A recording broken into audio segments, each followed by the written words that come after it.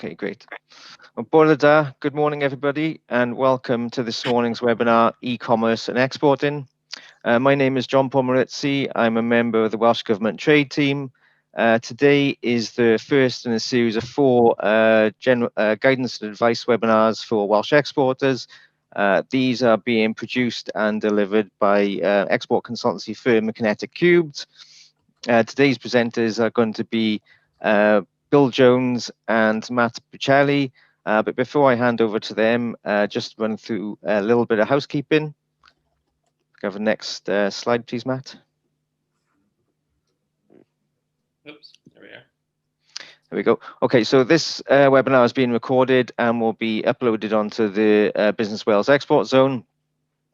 Following on from the webinar, we'll send out an email that contains a link to the recording, and we'll also be sending out copies of the slide deck. Zoom has got a Q&A function, so you can type in questions throughout the webinar, and we've got a 15-minute slot for Q&A at the end.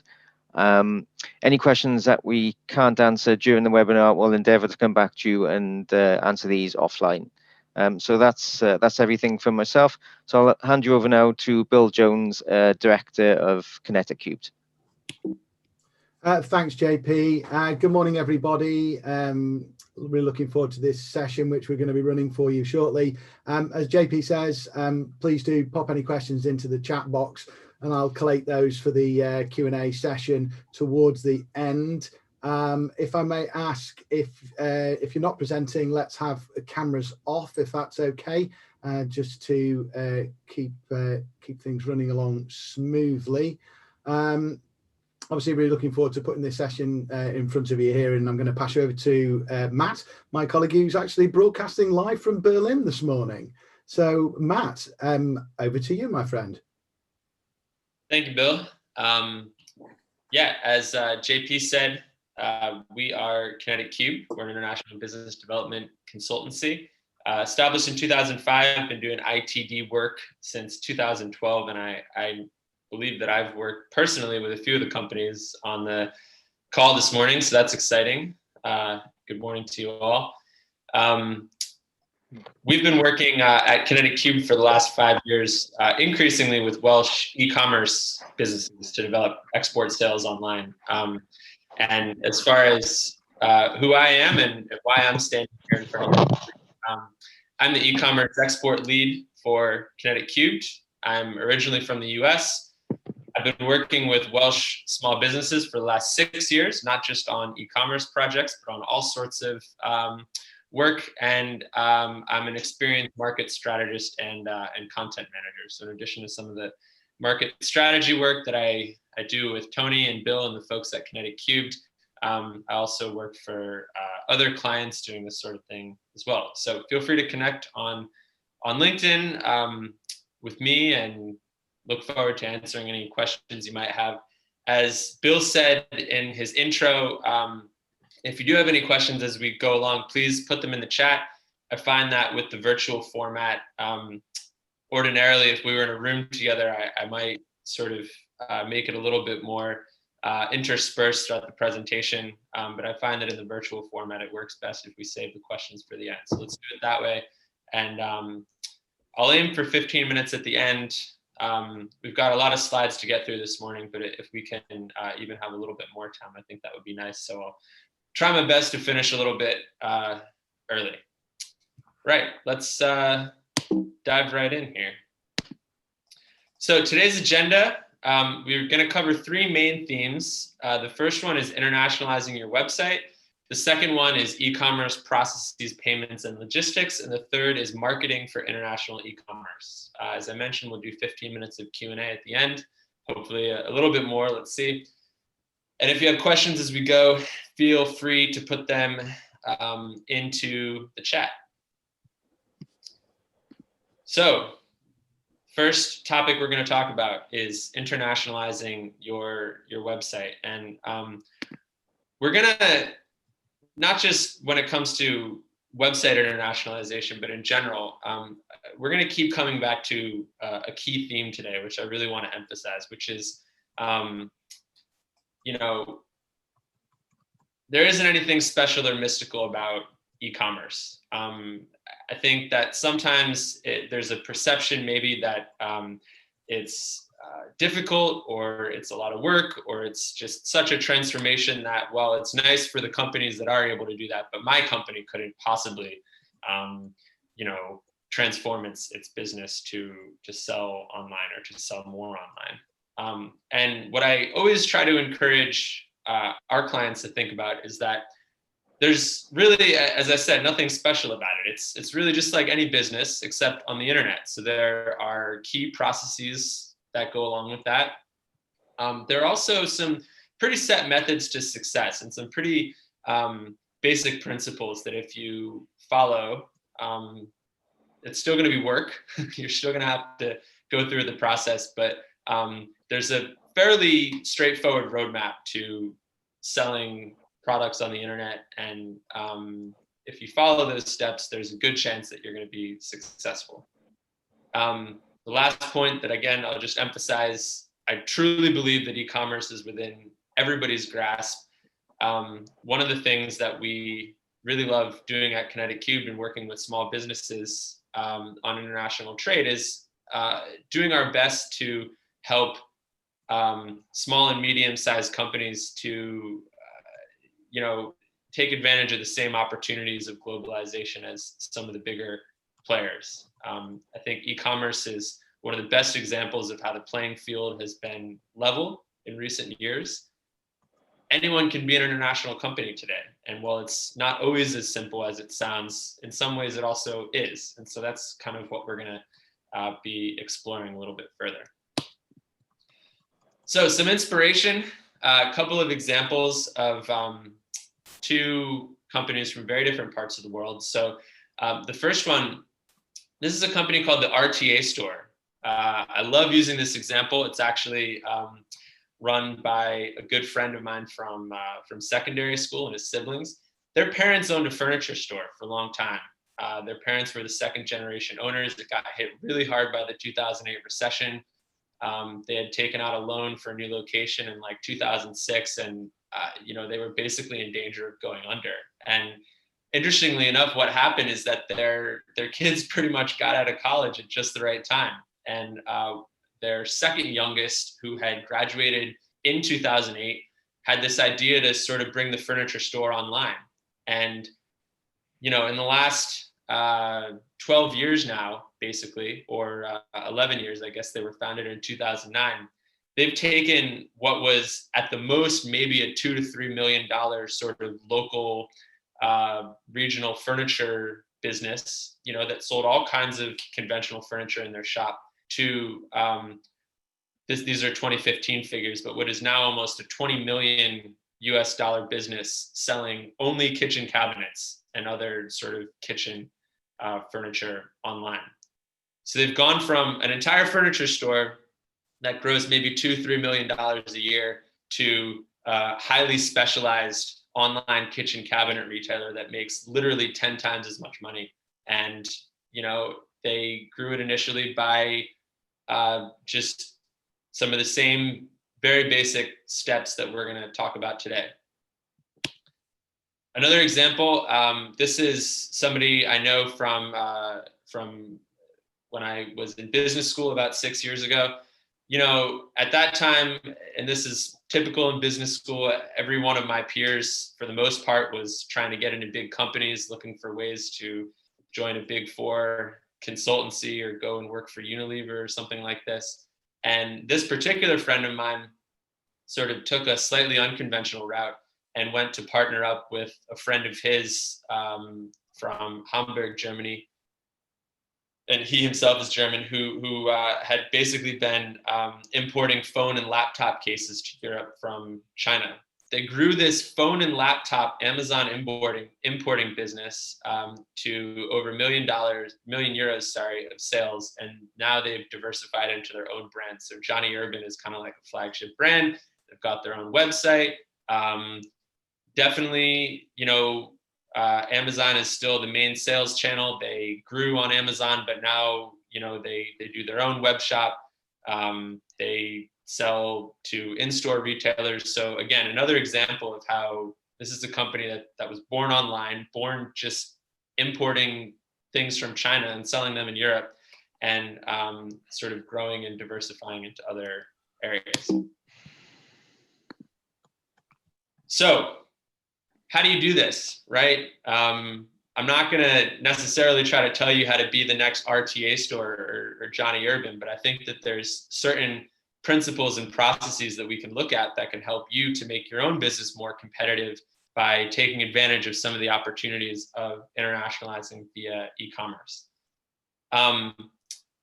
So, let's start with your website, right? I think when we say things like website internationalization, that's a long word, right? It sounds complicated. How do I do that? Is it worth it?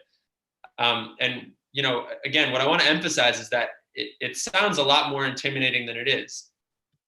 We've all heard the kind of global village metaphor that because of the internet, we're all more interconnected than ever before. And that's a little bit cliche, but it's also true. And when we kind of take that back to the point of your website, the basic concept is that when we talk about internationalizing a website, if we're a global village, your website is your property, right? Your website is your house. So all we're really talking about in terms of website internationalization is providing better directions to your house. Search engines and the browser that you use to look up information on the internet are the atlas. And so how can you make it so that users of the atlas have an easier time finding their way to your property? Again, there are specific methods and processes that you use to do this. And once you kind of get the hang of those, it is a lot more manageable than it sounds. So I've broken international targeting down into kind of 3 core areas to look at. The first is domain strategy, which we're going to talk about. The second are search engine settings. This is how you basically tell search engines where to direct your website for which users in which countries. And then the third is content. We're going to talk about content marketing in a few minutes as well. So starting with domain strategy, I don't want to get too into the weeds on this table here. We don't have a whole lot of time. You're going to get these slides, and I think you can look a little bit more into the details of this on your own. But a question that I get a lot is this aspect of, should I have a .com if I'm targeting the US? Should I have other individual domains, maybe a DE for Germany, maybe an FR for France, targeting key European markets, whatever. And what I want to kind of take a step back and look at that, because in my opinion, those are the wrong questions.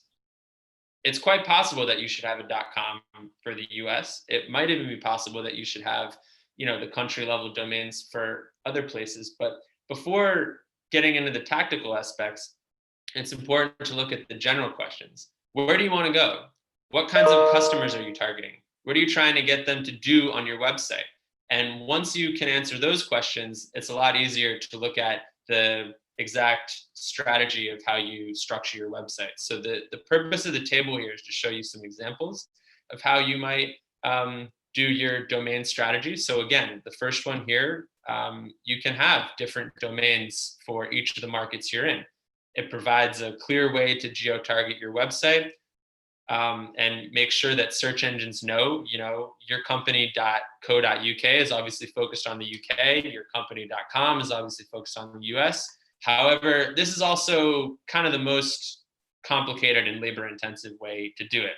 And what I wanted to show everybody with this table is that there's other ways to do it that are a little bit more accessible, a little bit lower barrier to entry. So for example, you could also have subdomains. You could have uk.yourcompany.com, us.yourcompany.com, germany.yourcompany.com, etc. That's easier to set up, and it still provides an opportunity for the search engines to do the kind of targeting that you want them to. Another even easier opportunity is just to have landing pages. You could have company.com/US, and everything beyond that /US is all your US content. Company.com/Germany. I'm going to keep using US and Germany because they're the 2 examples I'm the most familiar with. And that's, of course, all your Germany content. There's pros and cons to all of these, as you can see in the table, but The point is you have options, and before you decide which options to pursue, it's a good idea to think at a more broader and strategic level about who are you targeting, what do you want them to do. Looking at SEO, I think it's important to start with sort of demystifying, what search engines are. SEO is something that at its heart is very simple, which has, again, methods to success. There are aspects that are complicated. There are aspects that sound more technical. But at the end of the day, a search engine, whether Google or any of the other ones, are just information robots. Their one job is to find you what you're looking for as quickly as possible. They have an algorithm that does that, and that algorithm has very specific things it looks for and very specific steps that it follows. The algorithm is, of course, always changing, but everything from technical settings to the content on your website, the sort of goal of SEO is to work with the search engine, right? And put yourself in the shoes of the searcher. Again, who are you targeting? Where are they? What countries are your target customers in? What are they looking for? And how can your website sort of provide the information that the searcher is going to be looking for? Think about when you're trying to buy a product for the first time, and you're digging around the internet for some information. You're not likely to buy anything from a website that doesn't have the kind of information that you're looking for about the product that you want to buy, right? So, if you're thinking about how to do SEO and how to make it easier for people to find your website, one of the easiest places to start is just to look at your own website and think, okay, if I were buying this product, is this something that would sort of attract me? And when we're looking at search engines, they really function in much the same way. The search engine's job is to find the searcher, the information that they're looking for as quickly as possible, the most relevant possible information. And so, really adopting that mindset of working with the search engine is a great place to start. Some key SEO vocabulary. I don't want to linger too much on this, but you can browse this yourself. There's a longer list in this link here, which I'm going to come back to later, this beginner's guide to SEO. Highly, highly, highly recommended reading. Obviously, we don't have time to go into everything in that guide in this presentation, but I hope that after these slides, you'll have a little bit more context to where you can review that beginner's guide yourself and feel even more comfortable with SEO. This is something, again, from the beginner's guide. It's called MOZlow's hierarchy of needs. So you're probably familiar with Maslow's hierarchy of needs. Certainly, if you've if you've studied social sciences, Maslow's hierarchy of SEO needs applies the same concept to SEO. So this is, a summary of the key things that you need to do right when it comes to doing your SEO. And what's interesting, really interesting, I think, to point out here is, you look at the most foundational element here, this crawl accessibility. These are going to be your technical settings for the most part, and those are things that you have to sort of these are settings in the background, changes to code. Normally you don't need any kind of coding experience to do those changes. You could either ask your webmaster to do it, or there's a lot of if you use WordPress, there's a number of plugins that will change those settings for you. I'm sure the same is the case for common web shop software. But the point is, at the foundational level here, you have this this is really where technical SEO sits. But what I want to point out is, look how many elements of the pyramid here are actually about content, right? Compelling content that answers the searcher's query. This is what I was just talking about a moment ago with, put yourself in the shoes of what your ideal customer is likely to be searching for in Google that you would want to lead them to your website.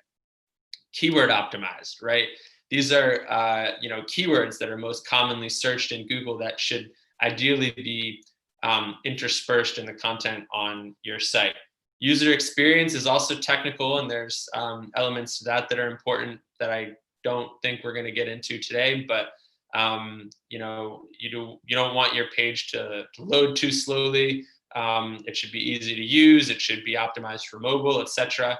But again, if you look up here, title, URL, and description, and high click-through rate. So here we're also talking about content. We're talking about the kinds of things that would make somebody, that would first of all make your website show up in the Google rankings, and then make somebody want to actually click to it and keep reading.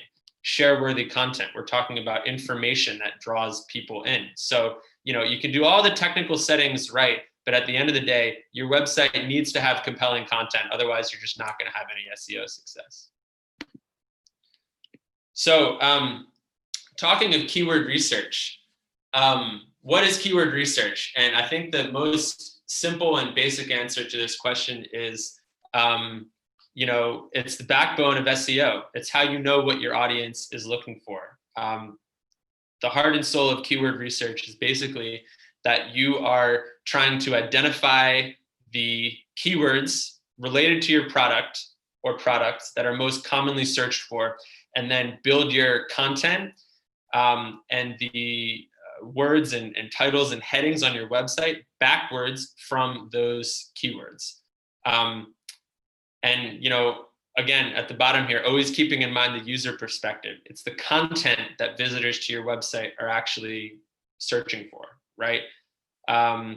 If you sell, yesterday in a similar webinar, I had a company that sells natural hair and body products into Europe. So if you're trying to attract European searchers who are looking for natural hair and body products, you know, you don't just want to have all the right hair and body keywords. You also want to have interesting content about, you know, different shampoo and soap options and all these kinds of things that would actually make that person, you know, want to click to your website and would make your page show up in the SEO rankings for those keywords.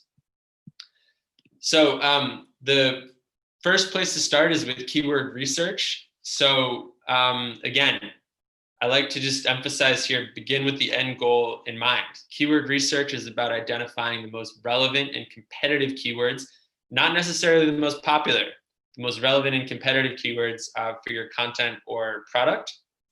And the best place to start, I think, is to look at the words you would use to describe your own product, right? What are the 10 words or so that jump to mind if you're thinking about your product and the kinds of marketing language that you would use? And from here, there's a number of keyword research tools on the internet that you can then use to plug in those keywords that you've already already come up with, and then analyze them. And you can actually see what the search volume is and the competition for each of those target keywords. So to extend the shampoo example a little bit further, again, if I'm selling natural hair and body products into Europe, you know, I might make a list of 10 key marketing words that are related to, you know, I don't know, hair care, body wash, you know, shampoo for frizzy hair, et cetera, make that list. And then there's a number of free tools or low-cost tools on the internet that you can then use to get the search volume data for those words and also related keywords, and determine what are the most important to use on your own site. And inevitably, this is going to lead you to new and related keywords. This is an example of what you might do with your keyword research. So this is a spreadsheet that is screenshotted from another client that I'm currently working with. This is about 20 of over 400 keywords that we've identified. And, you know, we basically just applied the approach that I pointed out a moment ago. Our spreadsheet's a little bit Spartan. All this information here is also stuff you can fill in. In our case, we were really just looking for these 3 tabs. And those are going to be the most important, especially when you're starting out. So searches being search volume, competition being how competitive that keyword is on a scale from 0 to 1, and CPC is cost per click. So that's how much it would cost you per click to put some money behind that keyword on Google Ads, for example. And I mentioned the free tools on the internet. This whole spreadsheet was created with data from Advanced Web Ranking, which is one of many tools. Yeah, we started with about 50 odd words from our company's marketing deck. And we basically just put those words into Advanced Web Ranking.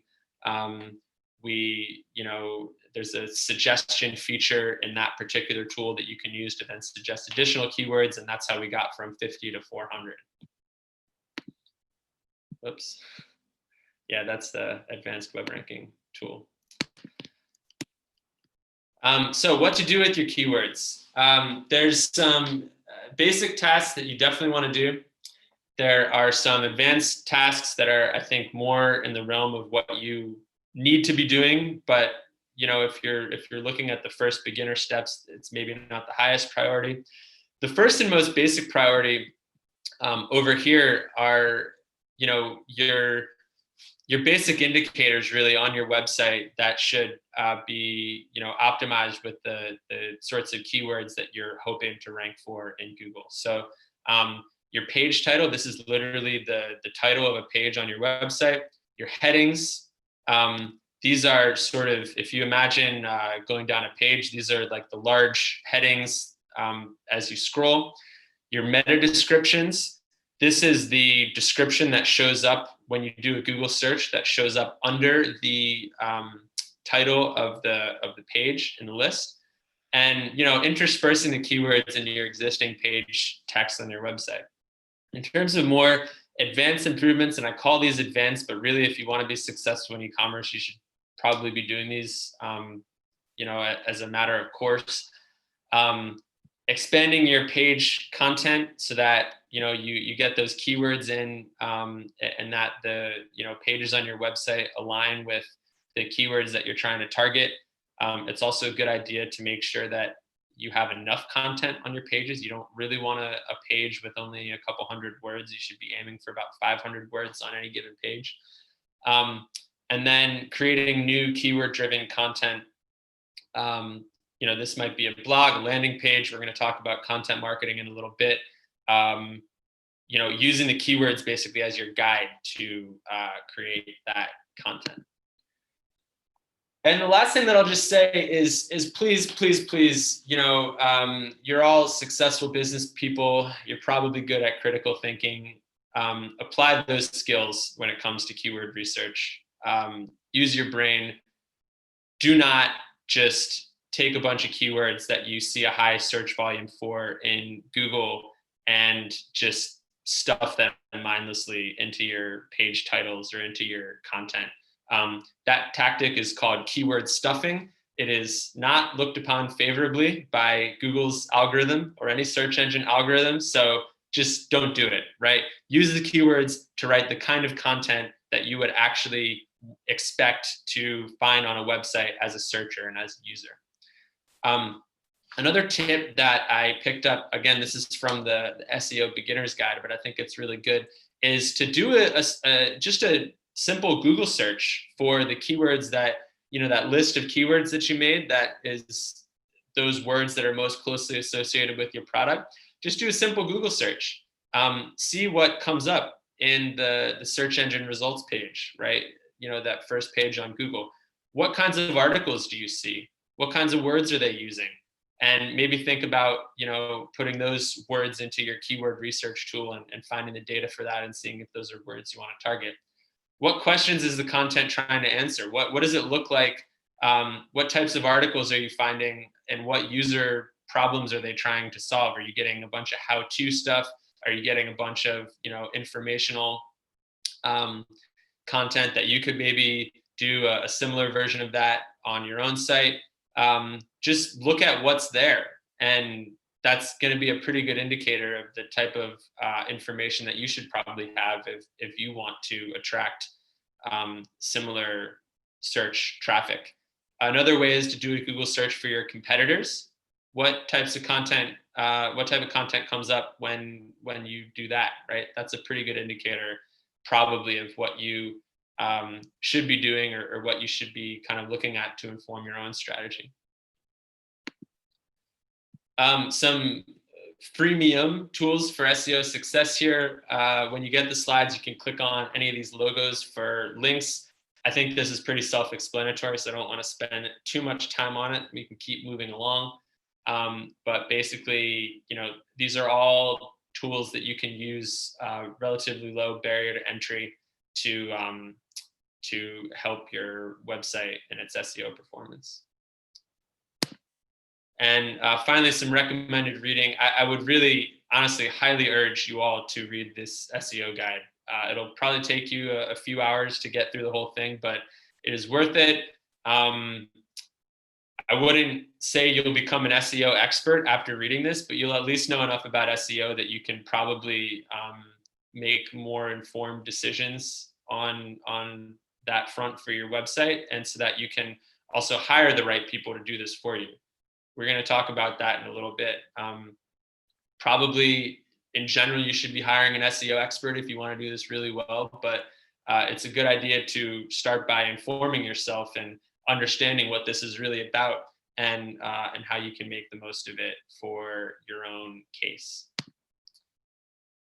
Let's jump right into the second component here. And I think we're about halfway through the presentation, so it looks like we're right on time. So this is key e-commerce processes and logistics, right? And I wanted to put this slide at the top because I think it just helps to lay the whole thing out there. Again, as I mentioned on, I think, the very first slide in the presentation, e-commerce isn't rocket science. Most of these processes are the exact same processes that you would find in any kind of normal retail environment. The difference is just that they are on the internet. So in terms of the e-commerce journey, you're going to start over here with awareness, right? How do you get people onto your website? That's what we've just been talking about with SEO. We're going to talk about content marketing and some other strategies a little bit later. Number two, so the customer's on the site. And once they're on the site or on your Amazon page or in that environment, what you're focusing on is how do you get them to want to buy something? How do you get them to find something that they feel is worthwhile and to go ahead and put that in their cart?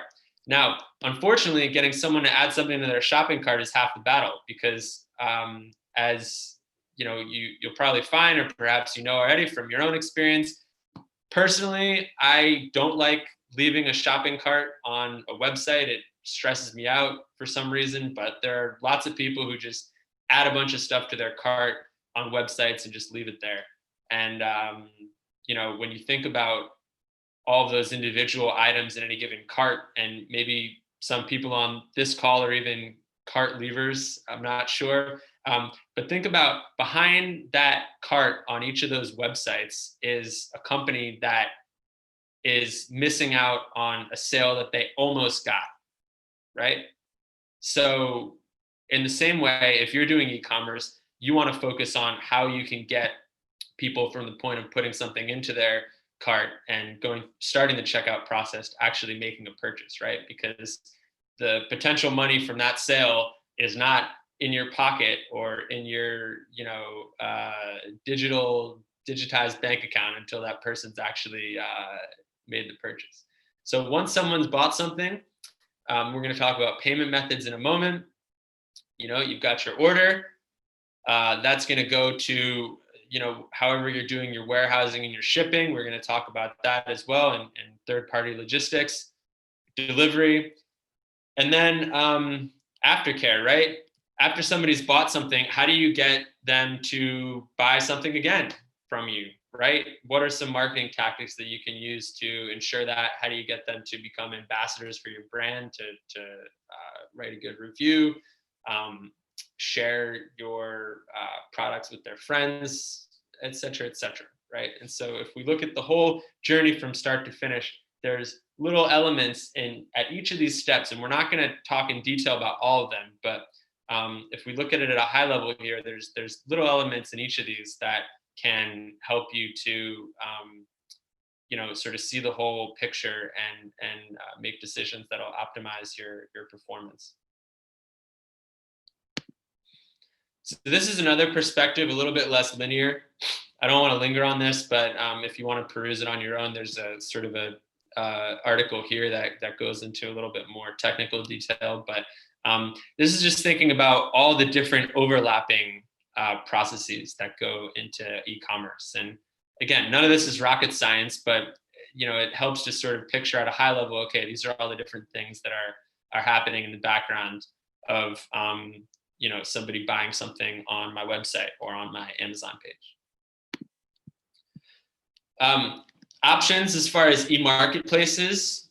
Amazon is kind of the elephant in the room whenever we're talking about e-commerce. So, it's about 1/3 of all e-commerce in the UK, as well as in many European countries. It's over half of all e-commerce in the US. I think the easiest way to think about Amazon is it's basically the mall of the internet, right? It can be a very good place to sell your products. It can also be a highly competitive place where it's really kind of hard to get any traction. So, it's important to see it for what it is, but also acknowledge the fact that it's highly important. Other e-commerce platforms, I think if you have a niche product, it's good to maybe think about some of these options, but otherwise, I personally am of the belief that if you're just starting out or just, looking at ways to get the most out of e-commerce, I really would lean towards options 1 and 3 here, Amazon or your own website. An exception as far as other platforms would be if you're selling into some non-Western markets where there are platforms that are more popular. If you focus on China, for example, or Japan or kind of other Asian markets, there's typically other e-commerce platforms that are worth looking into there. And your website, again, this is a little bit of personal bias here, but I think if you're going to make the investment in e-commerce and you're going to try to do it right, your best bet is to invest in your own website and in the sales potential of your own website. That doesn't mean don't also sell on Amazon. That doesn't mean don't potentially look at other platform options, but your website is the only option where you have full control over the customer relationship. And that includes everything from having better margins to having an easier time getting people to sign up for your email list and build an ongoing relationship with those customers. Important to note here, you have to generate the traffic to your own website. That's where SEO and content marketing come into play. Obviously, the platforms generate their own traffic.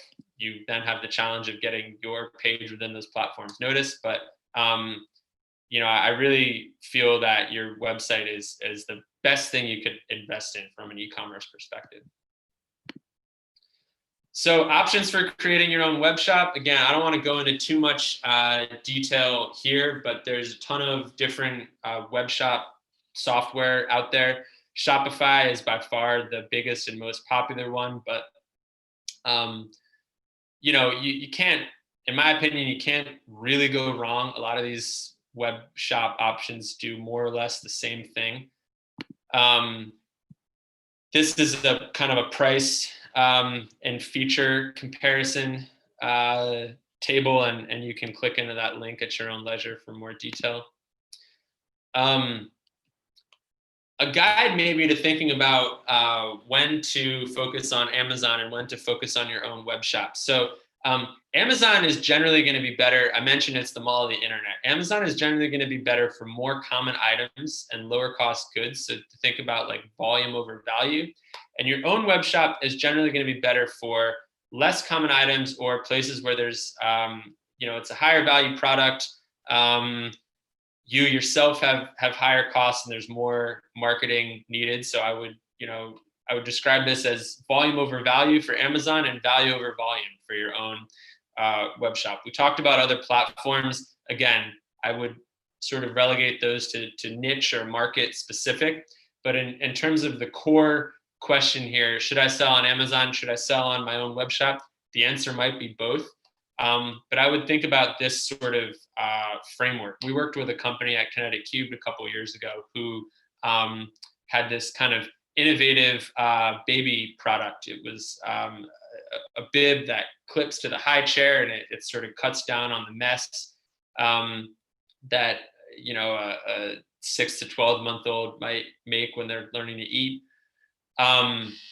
And what we basically realized, what we basically realized in our research was American parents, and we learned, and their focus was the U.S. American parents. We learned this in a survey, basically buy baby products almost exclusively from Amazon. So, for the company, it didn't really make that much sense to focus on their own web shop, at least for US purposes. It made more sense to sort of direct themselves toward Amazon and maybe build their own web shop in the background. But in many cases, it's going to make a lot more sense for you to invest in your own web shop, particularly if you're selling something that is a higher value item than just widgets of some sort. Talking quickly of payment methods, again, I don't want to get too deep into the weeds on this because at an introductory level, I really think that you can just kind of trust that most of the web shop software you use will support the payment methods that you need. Most payment methods in the West, or most e-commerce payments in the West, I should say, are done via either credit cards or digital wallets, like PayPal, for example. And in Europe, we pay a lot with direct bank transfer. A lot of web shops will support that for the European market. So that's SEPA, Single European Payment Agreement. And there are sort of dedicated payment methods in other European markets. But again, for your US, your Europe, most of the time the web shop's going to have you covered. Where I would advise you to maybe look into other solutions for payments are if you're selling into emerging markets, because in emerging markets, local payment methods are far more common than your typical payment methods in the West.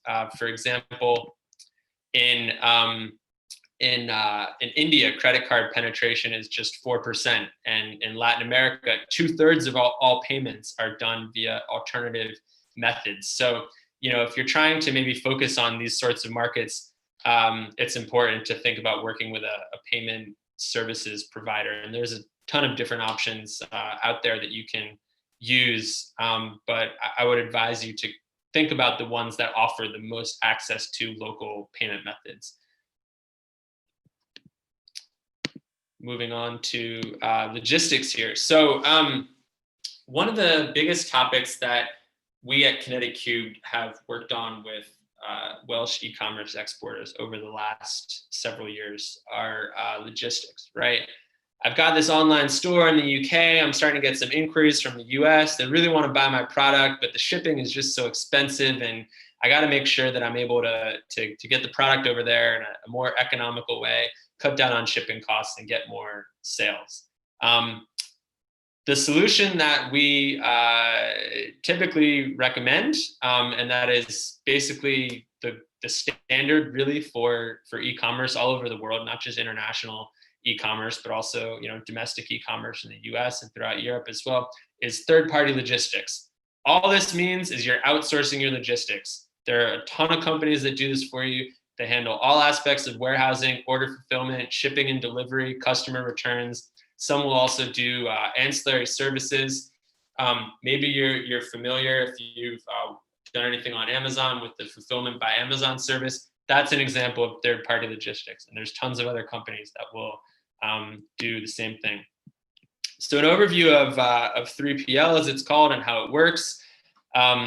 You've got a company in the UK, right? You would engage a 3PL in the US, and again, 3PL just stands for third-party logistics. This company would provide a warehouse for you, so you pay them a certain fee to hold your stock, as well as fees for picking and packing the product when you get an order and shipping it. There are various other fees as well, and it also, of course, depends on the level of service you're looking for. So they hold your stock in their warehouse, and then when you get sales from the US, they ship out your stock to the end customer, right? And so you're basically just responsible for getting your stock to the 3PL, and then they handle all the aspects of fulfillment and shipping. They can also handle your customer service potentially. Some will provide a virtual office or a registered US address for you. So lots of different options out there. It's one of those things you got to kind of do your own research on to identify what would be best for you.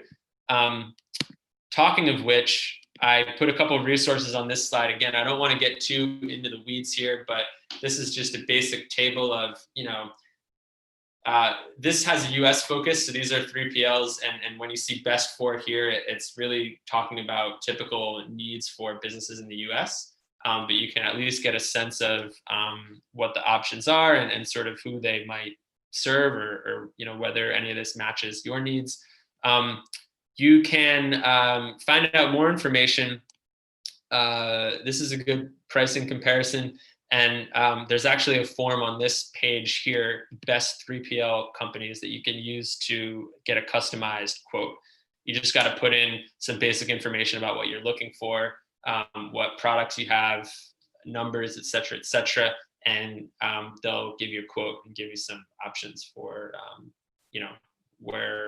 where you might want to consider. A pricing case study. This is a company that more than one of our ITD clients have worked with. I have no affiliation with this company apart from just knowing that they provide a service to a couple of, again, our UK exporters. So good example, Welsh retail company doing between 500,000 and $1 million in US sales through commerce and e-commerce and a combination of e-commerce and wholesale. Hawkridge sort of deals with all of that. I know that they're a good partner for that company, and this is their pricing scheme, just an example. All right, so our last topic here, we've got about 10 minutes before the top of the hour, so I'm gonna try to zoom through these slides and then happy to take questions. Marketing for international e-commerce. So I mentioned, we're gonna talk a little bit more about content marketing. And if we look at the e-commerce, mapping the e-commerce journey, that slide that we looked at previously with the icons, this is really about the beginning of that journey, right? This aspect of how do you get people onto your website in a position to buy your product to begin with. So just kind of starting at I guess a conceptual level. I mentioned that I did my graduate degree about 6 years ago. And when I was in business school and we took a marketing course, we basically talked about two kinds of media, earned media and paid media. And I think this is like the traditional way of looking at marketing and how it was seen for a long time. You had your earned media, that's your PR, and you had your paid media, which is the money that you spend, of course, on advertising. And I think I found this graphic as I was putting these slides together, and I think it is a good explainer because it shows how the landscape has really been transformed by the decentralization of content, right? This is one of the major impacts of the internet is, anyone can produce their own content now at ever increasing levels of quality. And so naturally, as a customer, we expect the brands that we buy from to provide us not only with good products, but with information about those products. And the expectation around, the quality of the information, the production quality, et cetera, is increasing as well. So, when we talk about your own PR, getting your name out there as a company, something that would have probably required, maybe some kind of PR agent in the past, this is something which can be done now by you creating a direct relationship with the customer. And not only is that an opportunity, it's also, again, increasingly an expectation. So, none of this I don't think is a new observation, but it's especially relevant for online exporting. So let's talk about why. This is in the bottom left corner, you see a quote that's from the Content Marketing Institute about sort of defining content marketing. Feel free to read that at your leisure as I'm speaking here. But the key takeaway here is most modern companies today do some form of content marketing. Again, it's not just an opportunity. Increasingly, it's an expectation. Consumers, and I'm just going to be honest about this, The millennial generation is, aging into adulthood. The average millennial is my age, 32 years old. Increasingly our expectations are shaping the market as a whole.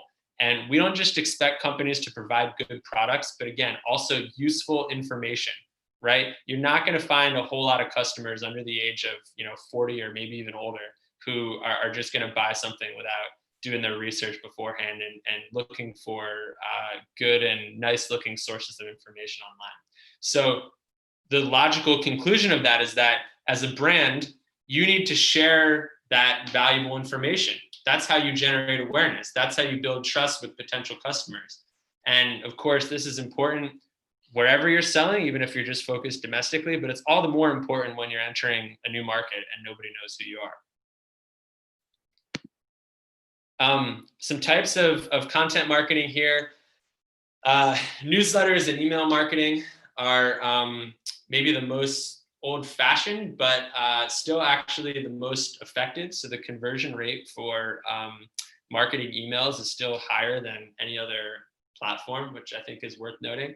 Blogging, of course, in recent years, you see more and more companies and organizations doing podcasting.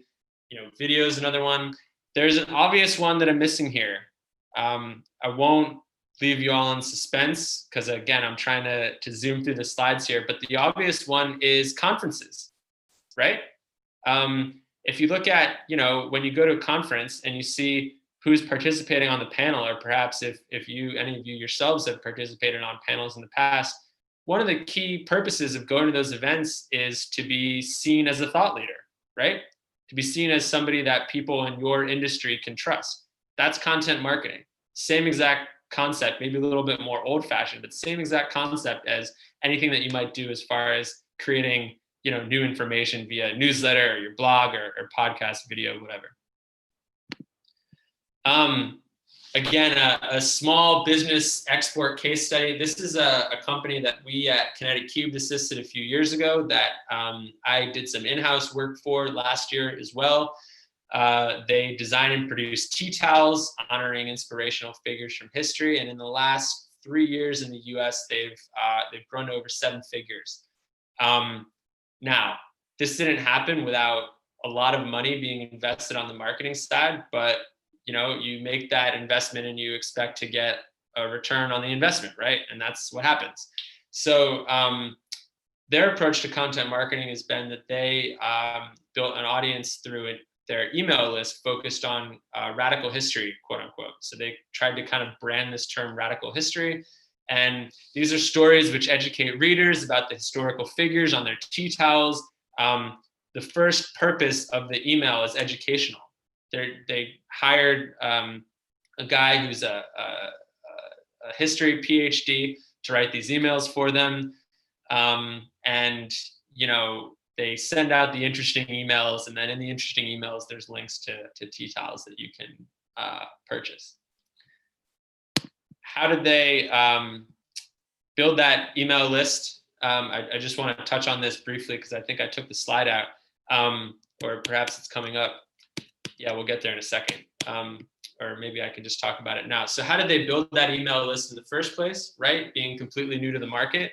This is where you can look at an overlap between your content strategy and your paid marketing strategy. So content marketing is something that you should probably just do for the sake of it. You want to have interesting content on your website.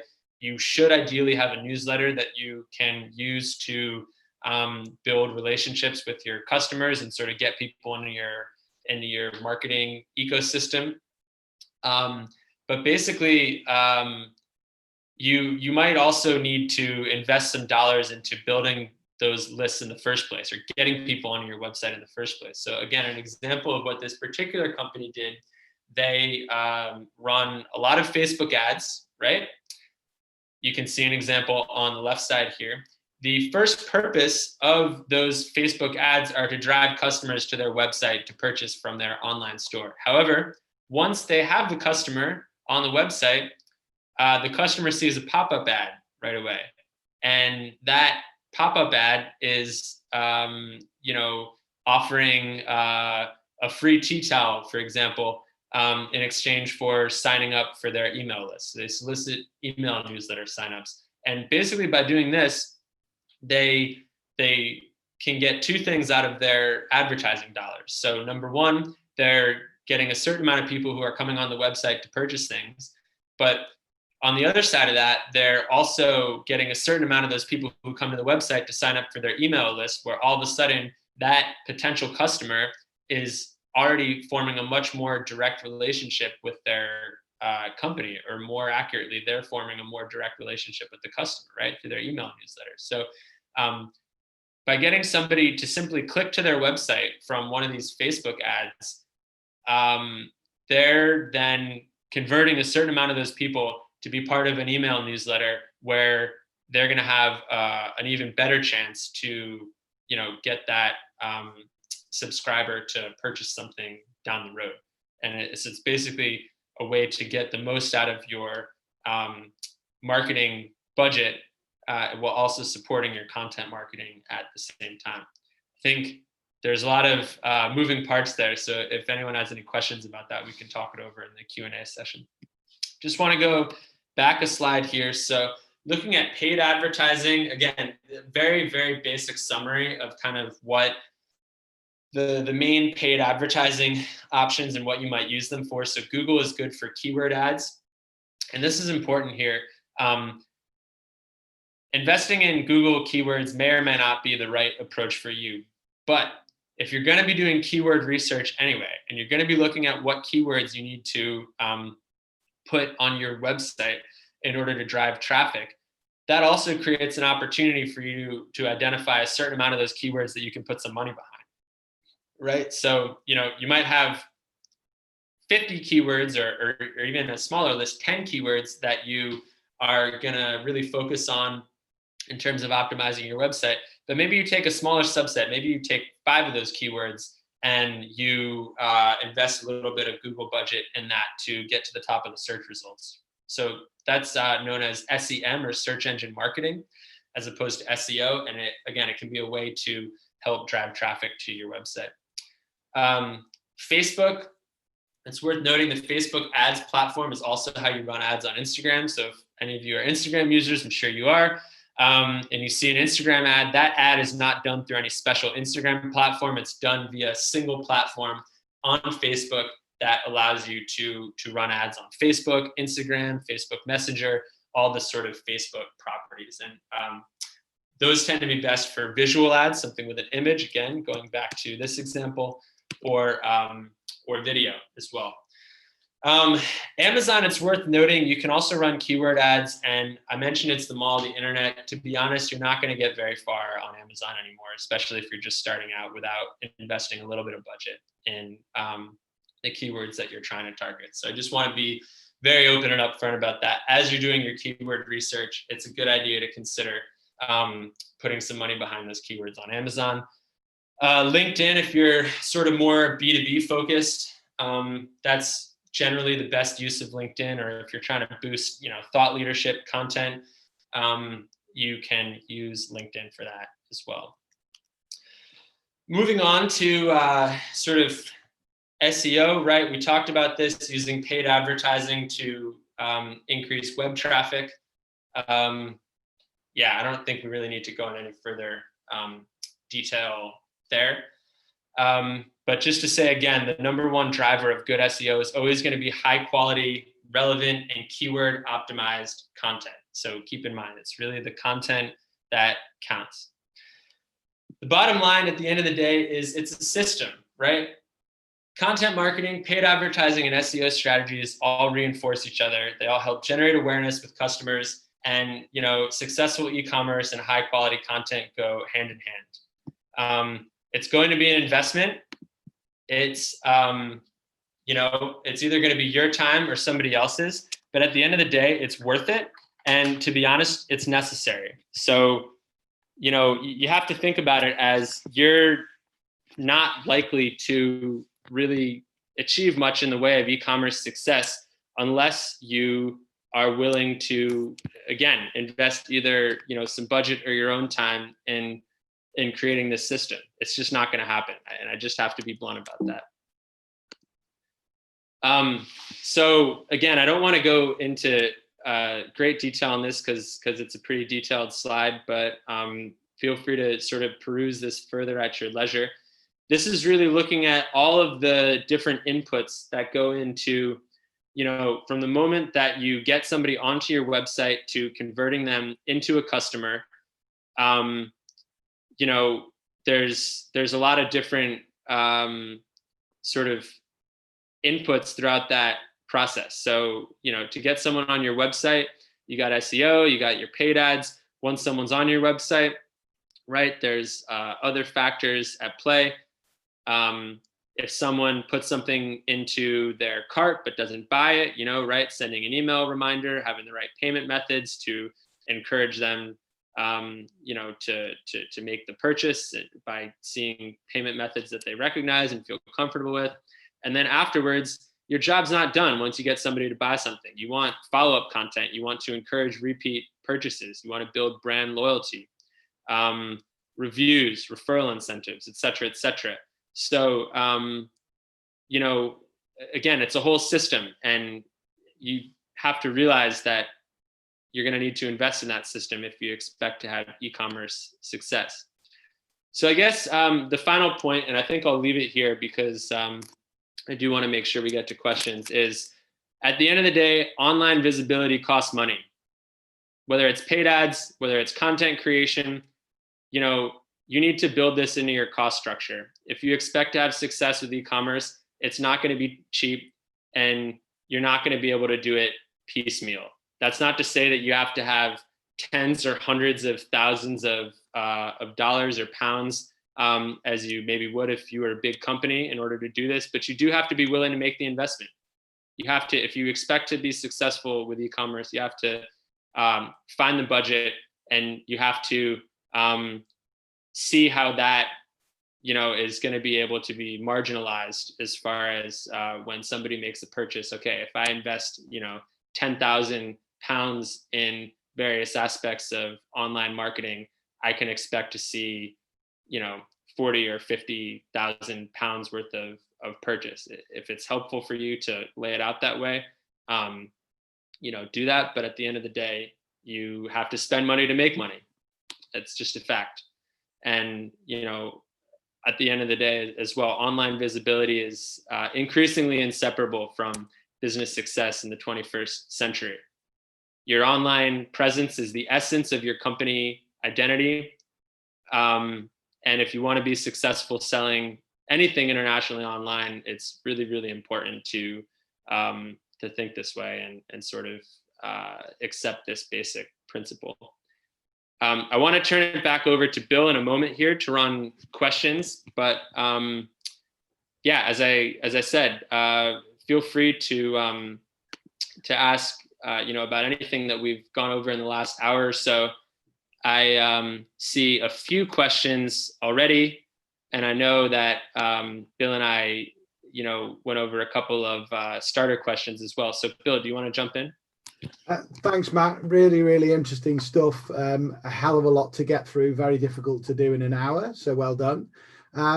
Just to kind of get the ball rolling here, from the SME perspective, obviously the financial side of this is one important point, and how long is a piece of string, I guess, is the question.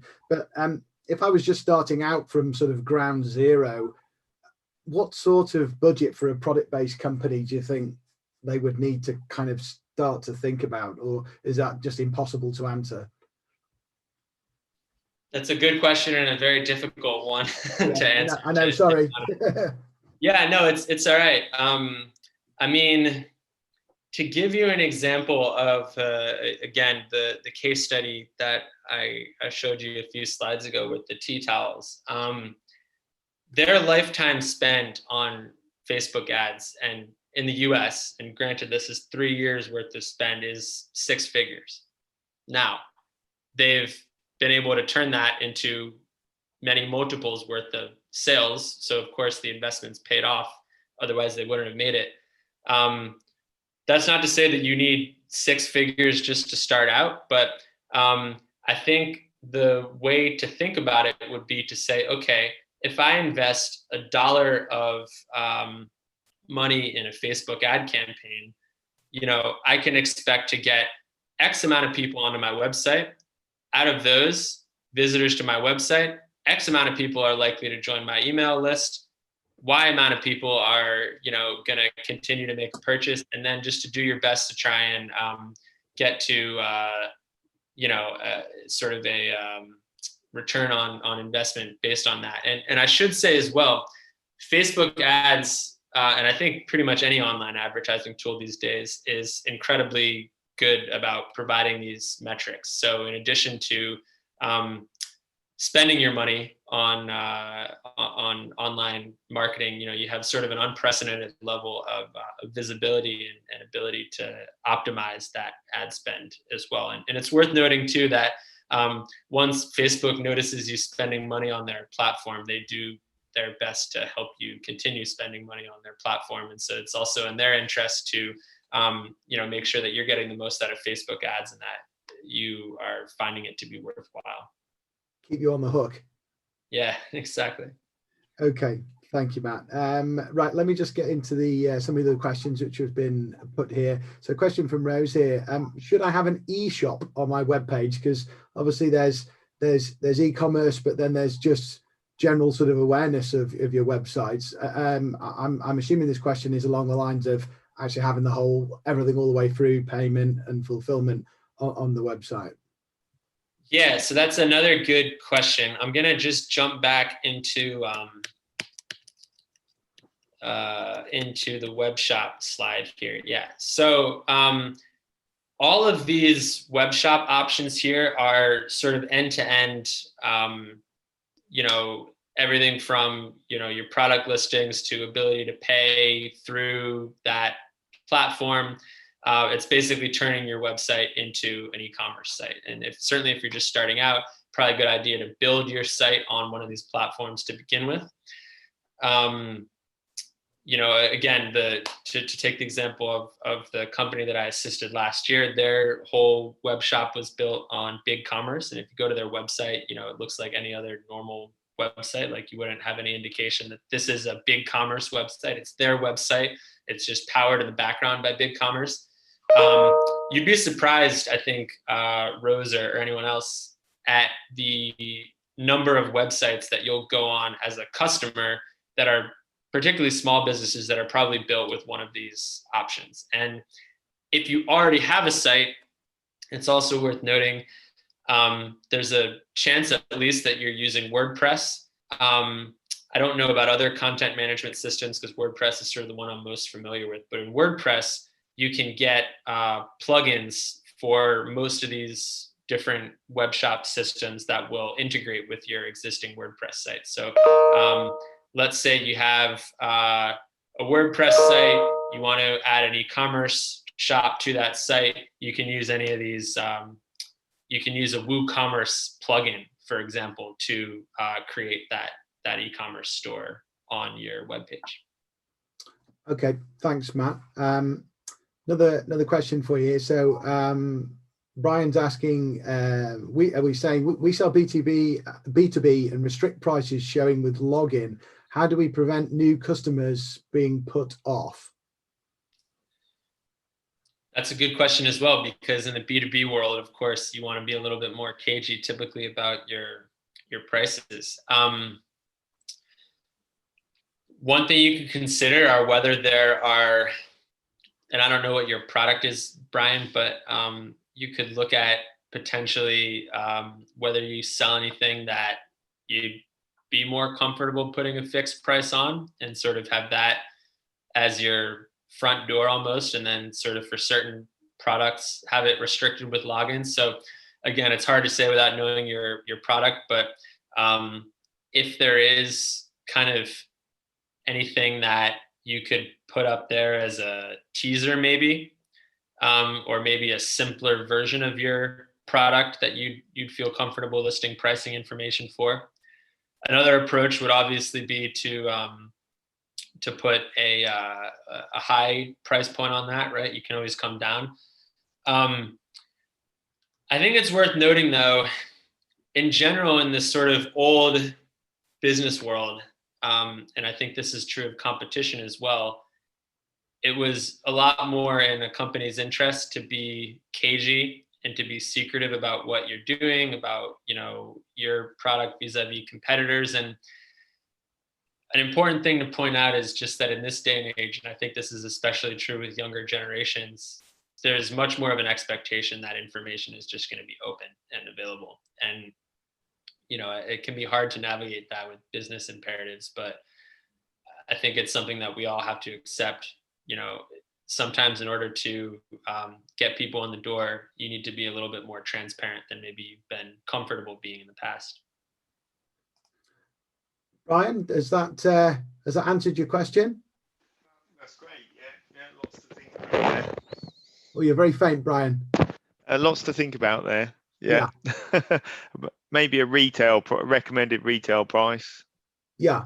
Yeah, you could do recommended retail. You know, another thing would be this goes back to the point that we raised, or that I raised at the beginning about what are you trying to get the customer to do on your website, right? So maybe if the way you sell is more through negotiation, which of course is more common in the B2B world than when you're, you know, selling widgets on your website, or retail widgets, I should say, is, you know, if you're just trying to get to the point of awareness and, you know, contact us for a quote, maybe that's the better approach than having the products in a web shop. That doesn't necessarily preclude you having a web shop, but perhaps one approach you could try just to kind of sample it and see how it works is just to have some landing pages that are targeted toward a few of your target customer groups. So individual pages on your website, and the call to action is get in touch. You know, so you're not necessarily trying to get someone up to the point of making a purchase in a shopping cart, but, you know, you're putting content on that page that's encouraging, that's drawing people in first of all, and then encouraging them to contact you. Great. Yep. Okay. Thank you, Matt. Also, a message from John Paul to the group and to you, Matt, initially. Is there actually merit in a company translating their website into other languages to boost sales? Is this something that's worth the time and effort, do you think, the resources? Yeah, thanks, JP. I had a slide on this in my presentation yesterday that was about 3 times as long, which is why I took it out of this one. So the short answer is yes. If you're targeting a country where the first language isn't English, I would highly recommend translating your website. I would also highly recommend doing it right. Invest the time and money in translation to get a good translation. The acid test that I like to use here is, imagine that you, as an English-speaking customer, are on the website of an international company with poor English. Is there a better or worse chance that you're going to buy something from that company? For me, and probably for most people, there's definitely a worse chance, right? You know, English is, of course, the sort of global standard language, standard business language. So maybe it's an unfair expectation of ours, but, you know, I'm not likely to buy anything from an English-speaking website that, you know, has a bunch of typo errors or weird sentence constructions. It instantly makes it seem less credible. So I would apply the same principle if you're trying to sell to Germans in German, or French people in French, or even Dutch people in Dutch, right? You know, they speak English in the Netherlands, but when buying things, you know, people there do still like to browse and shop in their native language. So the short answer, yeah, translate your website. And the longer answer is there are different tools that you can use. Again, WordPress has multiple plugins for this. I believe there's also tools available for some of these different web shops that provide you with the opportunity to have a multilingual site. So the way that works in practice is it kind of creates 2 sets of pages within your content management system. And that's normally how you get that little option in the corner when you're on a web page to, you know, switch from English to, again, I just use German because it's at the top of my mind, or English to whatever. And another thing that I would point out as well is we talked about sort of domain structure. I'll just go back to the very beginning here. So again, looking at this aspect of domain strategy, if you've got websites in multiple languages, one of the ways that you might differentiate those sites is through this subdomain structure. So your de.company.com is in German, of course. Your uk.company.com is in English. Your us.company.com, very importantly, should be in American English. We Americans have a much different way sometimes of communicating, certainly in a business setting. We spell many of our words a different way, the right way, in my opinion. And so, it's important, obviously, to be able to have that credibility with Americans if you're selling to the US as well. Okay, thank you, Matt. Follow-up question from Rose as well. A small company, which is more affordable, to actually use Amazon or to have their own web shop? It's a tough question, Rose, and I think I would think at it less in terms of the upfront investment and more in terms of the ROI. So looking back at this slide again with the e-marketplaces options, Amazon is the mall of the internet, as I've said a couple of times already. It's the easiest place to, list if you're just trying to get online fast. Of course, creating an Amazon account is something you could do probably in less than an hour. The downside of that is there are thousands, right? Tens of thousands of other Amazon stores. And in order to really get much, if any, traction at all, particularly in a new market, it's very likely that you're going to have to put, a non-insignificant amount of money into, investing in Amazon keywords so that you show up at the top of search results when somebody's looking for a given product. The downside of Amazon as well is you don't have any control over the customer data. You don't collect emails on any kind of email list with Amazon the way that you would when someone's in your own web shop and they're encouraged to put their email into the form before checkout. You don't actually even have data on who's purchased anything from you. So that's obviously a huge source of value in terms of promoting brand loyalty and repeat purchases. I think there's a certain amount that you do have access to via Amazon, of course. When you buy something on Amazon and a company reaches out to you and solicits a review, but it's not as if you can build like an email marketing ecosystem the same way as you can with your own website. What I always encourage companies to do is, even if Amazon is the better immediate sales channel for you, like for example, with this company with the innovative bib targeting the US baby market, it's still, in my opinion, always a good idea to build up the capability of your own website. It's never been easier to have a decent web shop with the various options that are available. And, this is all also pretty low barrier to entry. You look at the costs here, we're not talking about a lot of money, starting at $10 a month for a Shopify site. And that's it basically. You can create your e-commerce store through that and you're off and running. You might have to pay a little bit more to get some other features and so on, but it's possible to do both at the same time. Okay, thank you, Matt. Obviously at this stage I've got another question here which I'm going to ask, but any more technical or specific e-commerce questions for Matt, feel free to unmute and ask it verbally, or we can still pop that into the chat and ask that through. So now's the chance for that before I ask another final question. Okay, JP, the final question, which really I think is really important for the companies that are on the call, where should they be going to get further help about the e-commerce side of things? So just having a look. So Business Wales also has a web page dedicated to developing your website and to search engine optimization, And so we'll share that link when we send out the follow-up email. And obviously everything in Matt's presentation, it looks like to be a wealth of follow-up reading in there as well, with all the links. Okay, no problem. Obviously, we'll make sure everybody gets that in the follow-up. So, Matt, is there any final points you wanted to throw in?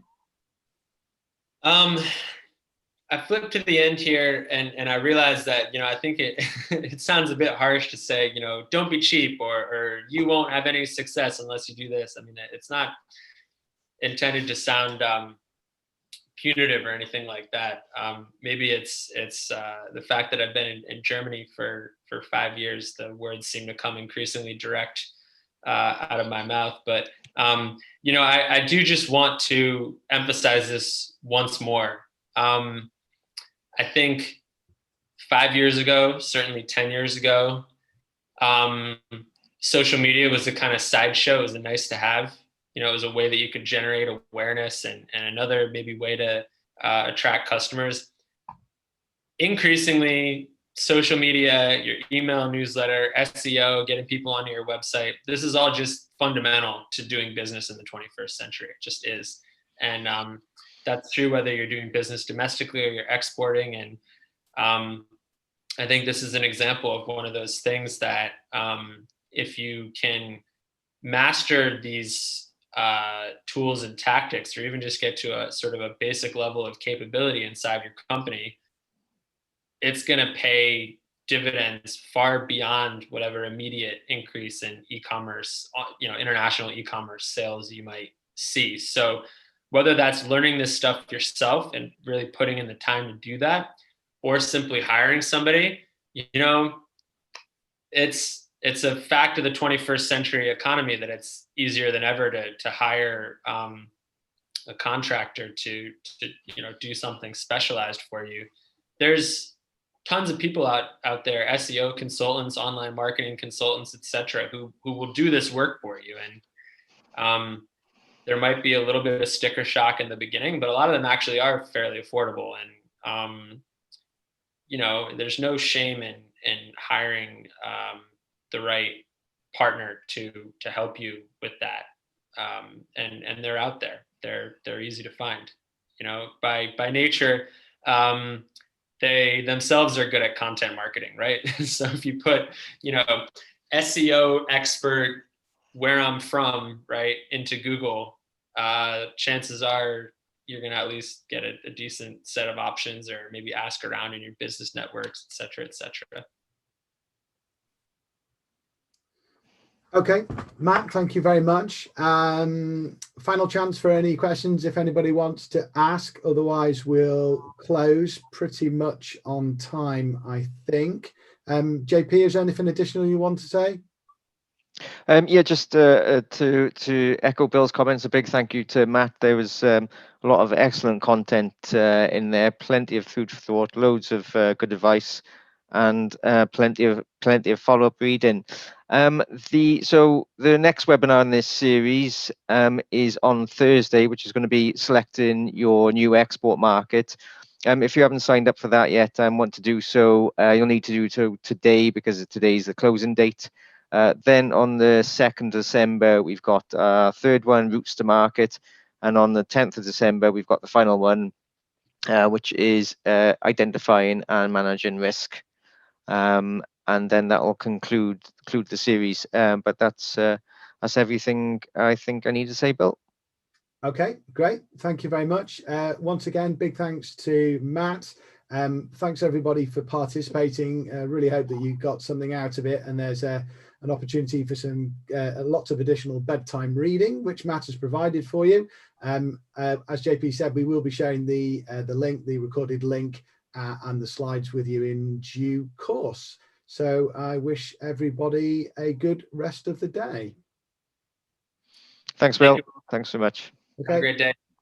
Thanks, folks. Thanks, Matt. Take care. Bye. Bye.